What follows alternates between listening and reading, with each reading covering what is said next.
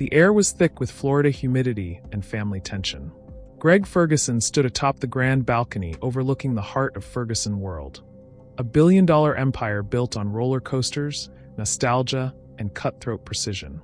Behind him, fireworks from the 4 p.m. parade boomed like distant cannon fire. In front of him, 3 sons waited. Griffith, Stan, Marvin, each one carved from a different piece of him, and each one a potential heir to the kingdom he'd spent 40 years building.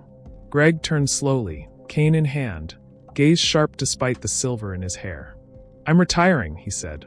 The silence that followed was suffocating. Griffith, tall, suited, and smirking, was the first to break it. "About time." Stan scoffed, running a hand through his messy curls. "So who gets the crown?"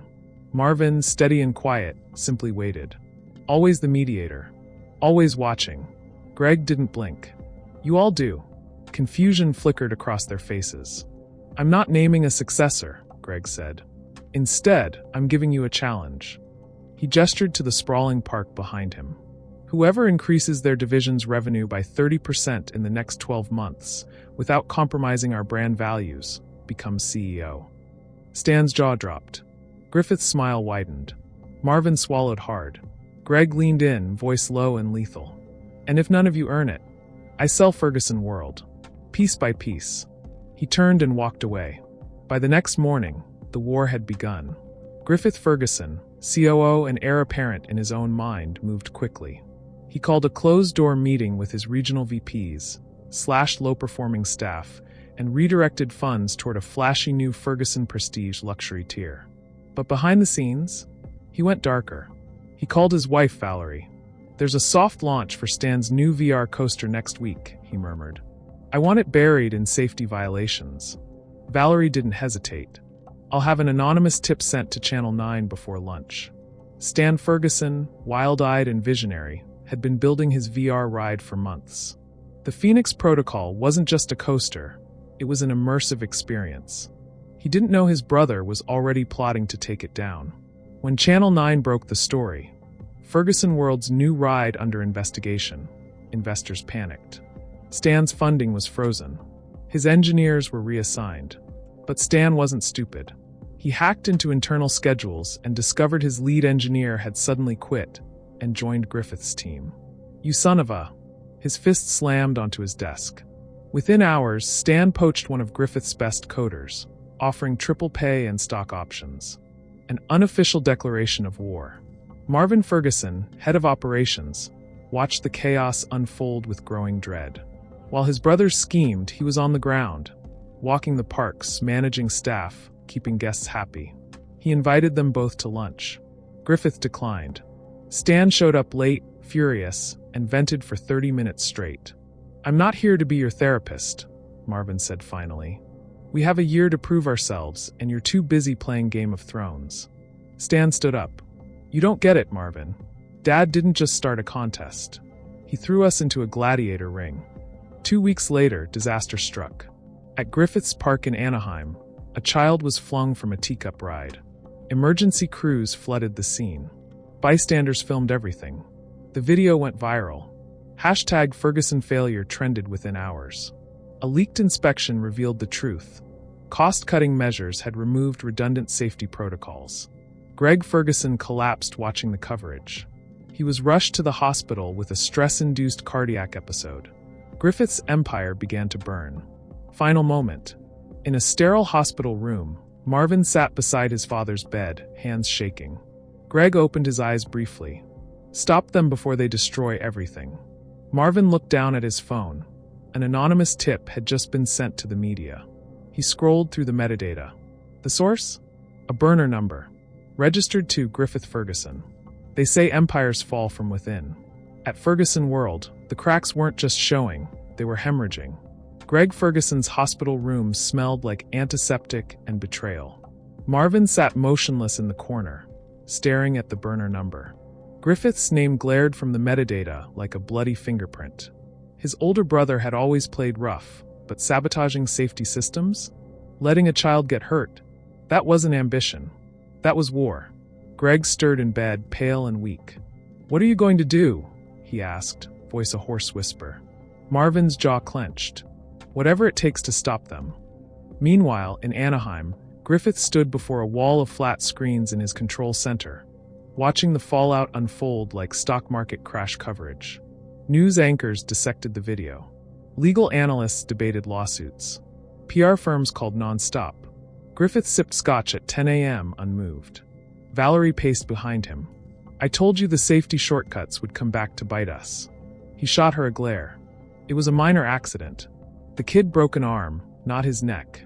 Valerie crossed her arms. Doesn't matter. It's your name trending for all the wrong reasons. Griffith turned to the screens again. Let them rage. In 2 weeks, this'll be forgotten. Especially after what we're about to do to Stan. Stan Ferguson, already on thin ice, was called into a surprise board meeting. 10 members. One agenda. Due to the recent instability and public concern, one of them began. We're recommending a temporary hold on your VR division. Stan stared them down. Based on what evidence? Negative press, said another member, shuffling a stack of articles. Unfavorable projections. And frankly, your temperament. Stan exploded. This isn't about projections. This is Griffith pulling strings because he knows I'm close to beating him. The room fell silent. Please leave the room, Stan, the chairwoman said. We'll vote in private. He stormed out, slamming the door so hard the glass trembled. Later that night, Stan sat alone in the darkened shell of his VR test lab, the headset still on its charging dock. The ride was 80% complete. It just needed one final test cycle before full launch. But with the board freeze, he'd be shut down. Unless, he grabbed the headset. If he couldn't win above board, maybe it was time to go rogue. Back at the hospital, Marvin walked alongside Dr. Patel in the corridor. Your father's recovering, but he's not out of the woods, she said. Marvin nodded. He needs to step back completely. Let someone else take the wheel. Dr. Patel gave a sad smile. Easier said than done. He built this world. It's in his blood. Marvin's phone buzzed. A text from an anonymous number. Check Griffith's ledger. Look at the Phoenix sabotage expenses. His stomach dropped. Someone inside was leaking from Griffith's own team. Let us know where you're watching us from. And if you're enjoying this story, kindly do us a favor and subscribe to our channel. You have nothing to lose, and it will mean the world to us. We're just a small channel trying to grow. Thank you, and back to the video. 2 days later, Marvin sat across from his old friend, Dana Voss, Ferguson World's former auditor, who'd quietly retired last year. I don't know how you convinced me to meet, Dana said, sipping coffee. I'm not supposed to touch this place again. I need you to look into something, Marvin said, sliding her a flash drive. That has Griffith's expense logs. Look for anything tied to Stan's VR project. Anything irregular. Dana raised an eyebrow. You want me to find dirt on your brother? I want the truth, Marvin said. And I need it fast. In Miami, Valerie entered a private booth at an upscale restaurant and slid a manila envelope across the table. The woman on the other side was sleek, cold, and wore an Apple Watch synced to half the city's secrets. Sasha Quinn, Valerie greeted her. Still the best fixer in Florida? Sasha smirked. Depends on the mess. Valerie nodded at the envelope. Inside are photos of Stan Ferguson using Ferguson tech to develop a side project in secret. Sasha raised an eyebrow. That VR ride? Valerie continued. He's trying to patent it privately. Once it's done, he'll quit and take it with him. Make a killing. Sasha tapped the envelope. And you want me to leak this? Just enough to trigger a full IP investigation. Sasha stood, tucking the envelope into her coat. Done. That night, Stan received a cease and desist order via email. Copyright infringement. Internal theft. A full inquiry pending. He stared at the screen in disbelief. You've got to be kidding me. He knew the playbook. Griffith was pulling legal strings now, cutting off oxygen before Stan could breathe. He paced, then froze. He had one card left. Stan dialed Marvin. I need a favor. A long pause. I'm listening, Marvin said. I need 5 hours of power rerouted to the VR building tonight. Off-grid. No logs. You're going to run it, aren't you? Marvin asked. I have to. If I can film a perfect test cycle, I can leak it to the media before the board pulls the plug completely. Marvin exhaled. All right. You've got 4 hours. After that, you're on your own. At 2:14 a.m., inside the VR lab, the lights flickered on. Stan strapped himself into the harness, camera running, adrenaline spiking. The ride launched. Cascading lights. Simulated heat. A digital rebirth inside a collapsing city. It was breathtaking. Then, a flicker. A jolt. The ride glitched. Power surged. Sparks flew. The headset overloaded. Stan screamed. Emergency lights kicked in as his chair went limp. Smoke billowed from the console. He lay unconscious, a burn spreading across his jaw. Marvin stood over Stan's hospital bed, echoing the position he'd been in with their father just days before. Doctors said Stan would be okay. Minor burns. Possible concussion. No permanent damage. But Griffith had already gone public. Stan Ferguson endangered himself and others in a legal ride test, the headlines blared. And Valerie?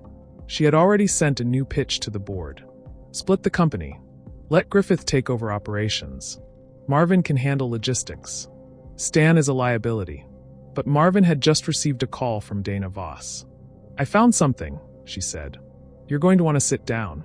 After Dana's tip-off, Marvin began tracing metadata from the Phoenix sabotage. And late one night, as Rachel dozed on the couch, he finally cracked it. The digital fingerprint wasn't random. It was planted, expertly, but matched to a private IP address Griffith used at his lake house in Maine. Marvin sat back in his chair, blood draining from his face. It had been him all along. The first time Marvin ever punched someone, it was in a private school locker room, defending Griffith. This time, he wanted to do the opposite. The next morning, he found Griffith exactly where he expected. Top floor of the executive suite, standing behind their father's desk like he already owned it. Rain beat softly against the glass behind him. The skyline of Ferguson World stretched into darkness. He walked in without knocking. You did it, didn't you? Marvin said, voice low. Controlled. Griffith barely looked up. Don't start. Marvin tossed a USB stick on the desk. I know. Griffith glanced at it. Know what? The Phoenix sabotage. The VR sabotage. The code. It links back to your secure server in Maine. Marvin leaned in, voice quiet but lethal. You hacked your own park.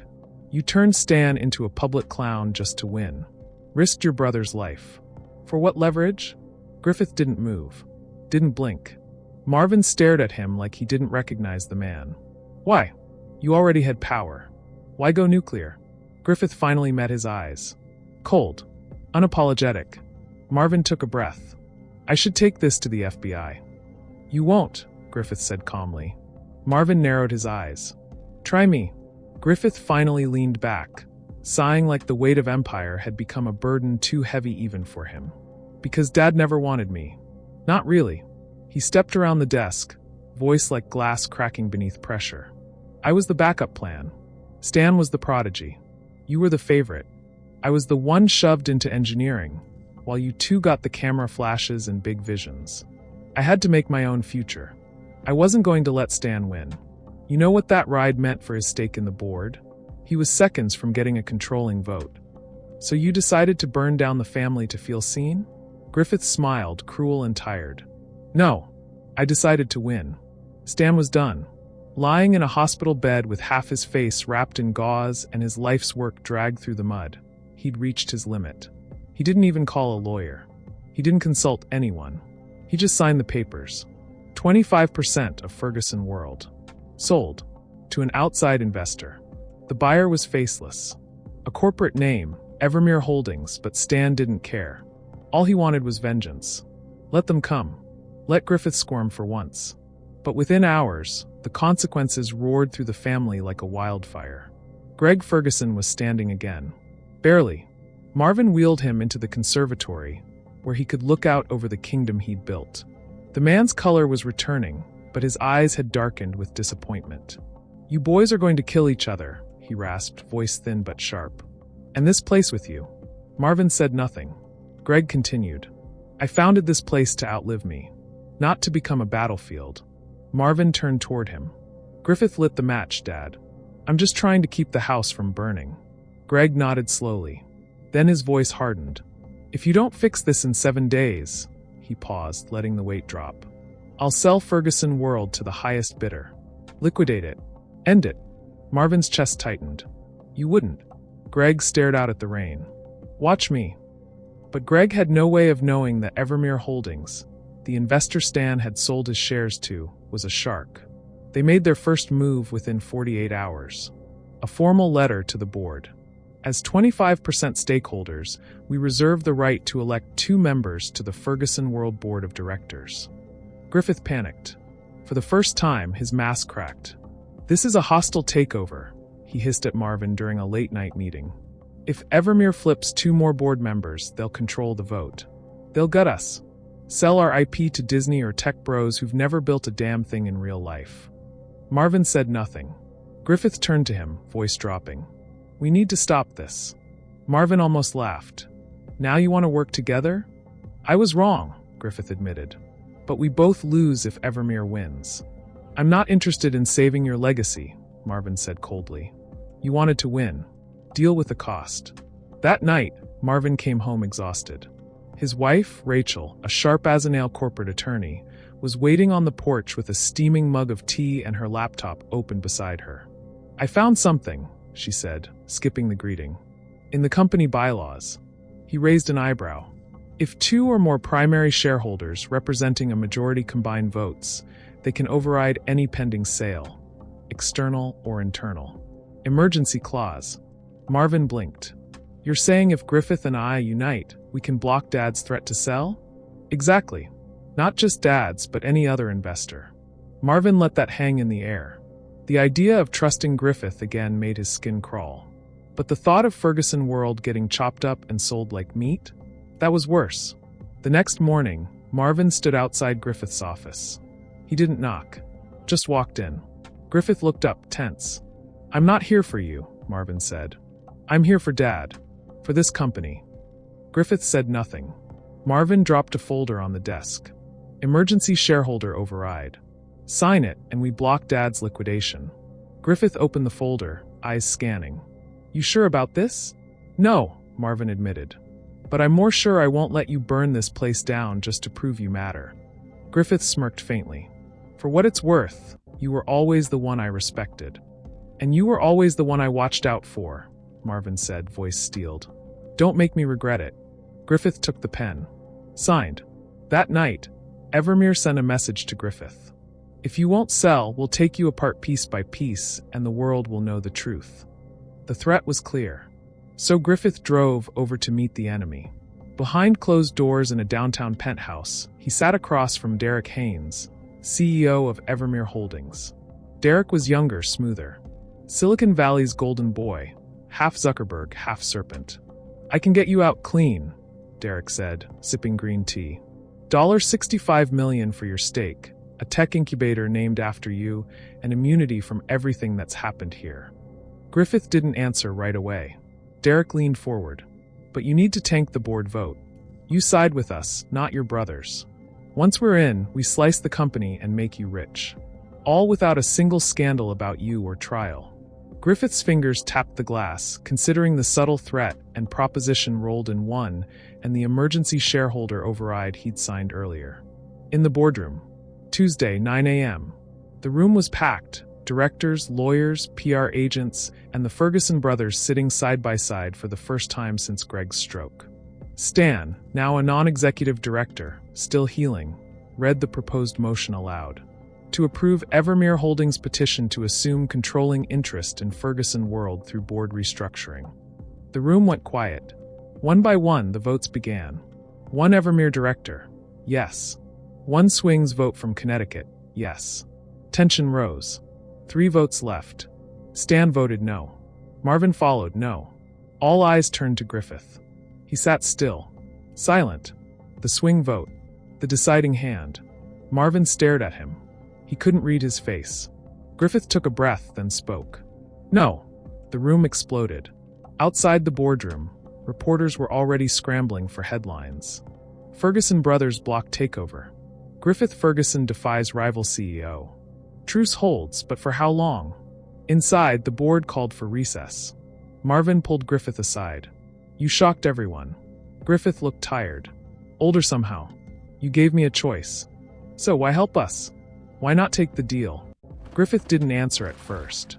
Then he said, almost too quiet to hear, because I remember the look on Dad's face when I told him I didn't need him. He looked at Marvin. I saw that same look in your eyes. Marvin studied him for a moment. So what now? Griffith gave a thin smile. Now we pretend we're brothers again. Long enough to stop the bleeding. As they walked out to face the cameras, Stan watched from behind the glass wall. Arms folded, gaze sharp. He didn't trust the truce. And he had every reason not to. Public trust in Ferguson world had plummeted. Greg's health was too fragile to lead. The board was spooked, and Evermere Holdings was still circling like a vulture sensing death. But then, something unexpected happened. Stan's final VR ride, Chrono Rush, quietly launched in a test zone on the far end of the park. Stan had designed it as a personal passion project. A fully immersive time travel adventure set in ancient Alexandria, then fast-forwarding into a post-apocalyptic Tokyo. Pure escapist fantasy. But once it opened, TikTok took over. Within hours, the ride was viral. Best immersive ride I've ever been on. This is why Ferguson World is still the GOAT. Disney could never. By the end of the weekend, Chrono Rush had a 6-month waitlist.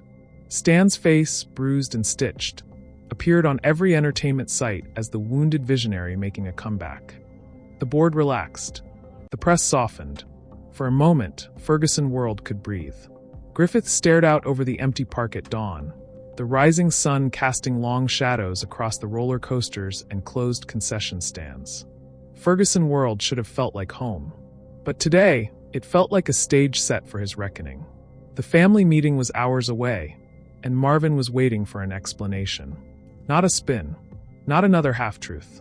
A real one. The family had been quizzing him on why Evermere thought he would vote in their favor. It just didn't make sense considering that it was Stan that sold his shares to them. They suspected that Griffith was hiding some dark secret, and today was the day they would find out.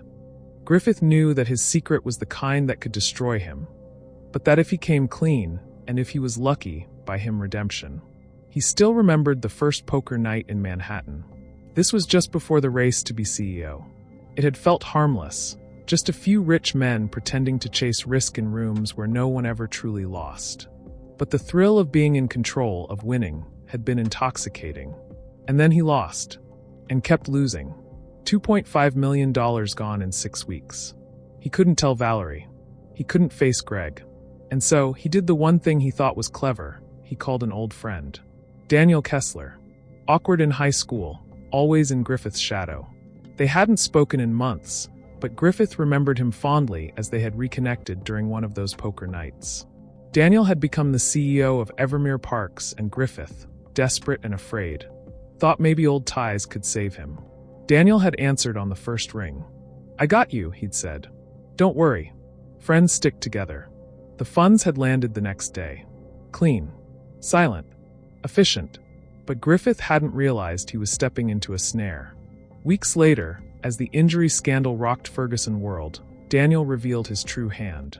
He wanted Griffith's help destabilizing the company from within. Feeding him intel, delaying responses, sowing doubt. And if he didn't? I have footage of you at those tables, Daniel had said. The drunk rants. The debt logs. You know what kind of story I could sell?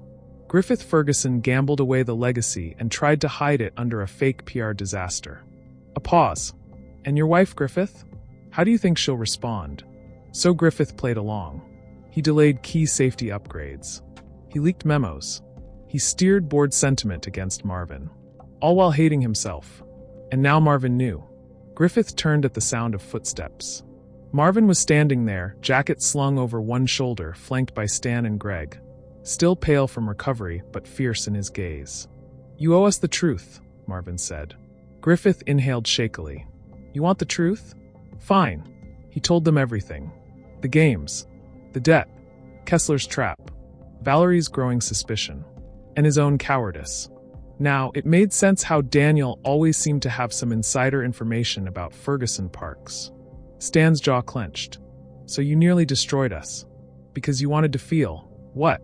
Powerful? I wanted to feel like I mattered, Griffith said quietly. And I thought Daniel was a friend. I didn't know he'd. I sold my shares to him in anger because I thought he was an astute businessman. Stan said regretfully. Greg interrupted, his voice like gravel. Griffith, you sold out your brothers. Our name. You almost cost us the company. Griffith looked down. I know. Silence stretched between them. The air was thick with disappointment, fury, and something else, grief. Then Marvin spoke. We can bury you. Or you can help us bury Evermere. Griffith looked up slowly. You have emails, right? Marvin continued. Texts. Footage. Proof that Daniel blackmailed you. I do. Then we flip the story. We go public. A rival company weaponized personal failings to take us down. We admit your mistake, spin the narrative, and take back the wheel. Stan stepped forward. And we paint ourselves as the comeback kings. Family betrayed, yes. But family reunited. Griffith blinked, stunned. You'd do that for me? No, Greg growled. We're doing it for the company. But, Marvin added, you get a second chance. Under one condition. Griffith nodded, already knowing. Oversight. No voting rights. No independent decision-making. And you tell Valerie. Before the press does. That landed like a brick in his stomach. But he nodded again. Okay. Later that day, the boardroom was packed. Cameras were off, but every eye was sharp. Marvin stood at the head, flanked by Greg and Stan. Griffith sat off to the side, quiet and pale. Marvin laid out the plan, the staged sabotage, the external manipulation, the family's unity in the face of betrayal. When Griffith rose to speak, there was a collective intake of breath. I betrayed my brothers, he began. Not for power, for fear. I let my personal failures open a door to a predator. But they're giving me a chance to make it right. And I won't waste it. After the meeting, the reaction was immediate. Stan's team launched a powerful digital campaign. #RebuildFerguson trended worldwide, aided by a heartfelt video where Stan opened up about rebuilding trust after betrayal. The VR footage went viral, showcasing Ferguson World as the innovation leader Evermere could never be. Griffith didn't return home that night. Valerie needed time. But she hadn't filed for separation. Not yet. If Griffith was willing to go for counseling, then she'd stay. The next week, Marvin met with Evermere's board lawyers, armed with Griffith's evidence. Within days, Evermere's CEO faced his own reckoning in the press. And Marvin? He was already in talks for a merger. Not a buyout, but a strategic alliance that would keep Ferguson World independent and still expanding. Greg called him that night. I spent my life trying to build an empire, he said. But you're building something better. Marvin smiled quietly.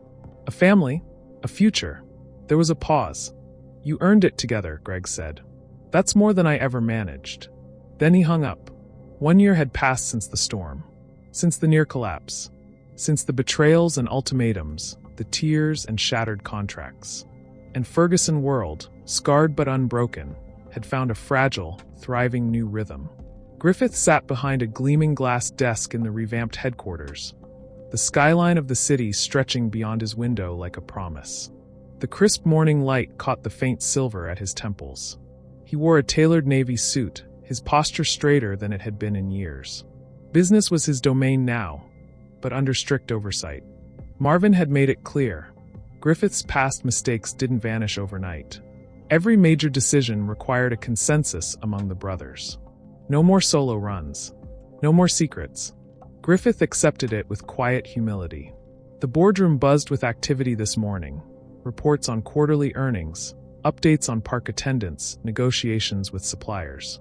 Griffith leaned forward, calculating risks, managing growth, steering the empire's heartbeat. He was not the golden child anymore. He was the guardian. Across the sprawling Ferguson World campus, Stan was in his element. The man who had once been called the family's wild card now commanded the innovation division, a title that barely contained his ambition. Stan's latest project was the talk of the amusement park industry. Elysium, a revolutionary new park concept blending virtual reality, AI-driven storytelling, and immersive environmental design. Walking through the prototype facility, Stan moved with the energy of a man half his age.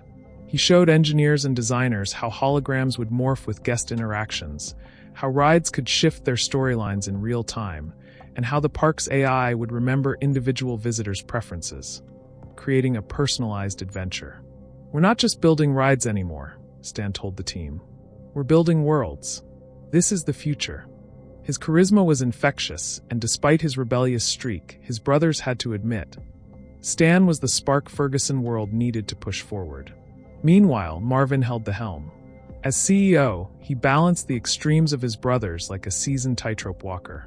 Griffith's business rigor and Stan's wild creativity were both invaluable, but neither was enough alone. Marvin's role was the bridge, pragmatic, patient, the steady hand in the chaos. He spent long hours in meetings, smoothing over investor concerns, mediating family tensions, and championing the company's values to the world. In his quiet moments, Marvin reflected on the journey that had brought them here. The betrayal, the near collapse, the grudging reunions. It wasn't perfect, but it was real, and it was theirs. The company had launched a new branding campaign, Ferguson World, where family builds futures.